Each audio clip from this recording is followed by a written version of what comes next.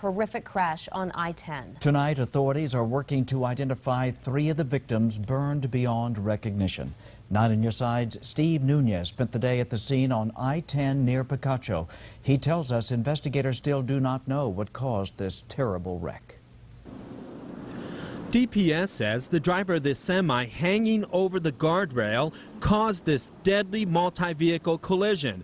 Captain Brian Preston says the big rig was heading eastbound shortly after 7 this morning when the driver lost control, barreled across the median, and plowed into this SUV. The semi-driver died at the scene. His passenger was transported to UMC.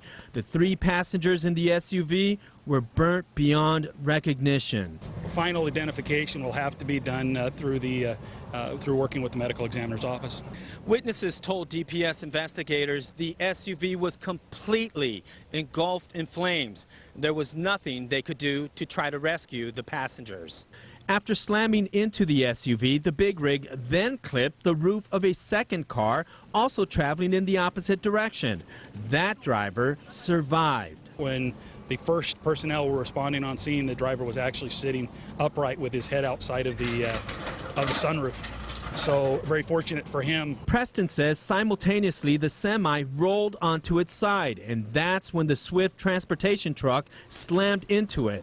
The force of the impact gutted its trailer, leaving lettuce, broccoli, and celery thrown across the interstate. Emergency crews extricated the second trucker. He was taken to a Phoenix hospital where he's listed in serious condition. Preston says the cause of the crash is still unknown, but detectives are checking on the driver's logbooks to determine if fatigue was a factor. The curve that comes around heading eastbound, do you think that was a problem for the driver? It's not an issue of the vehicle stayed straight and the roadway turned. It doesn't match with the geometry that you're seeing out here. DPS will not release the names of the victims until their family are notified. Steve Nunez, KGUN 9 on your side. DPS reopened westbound I-10 shortly after 2 this afternoon. Completing the investigation could take several more days.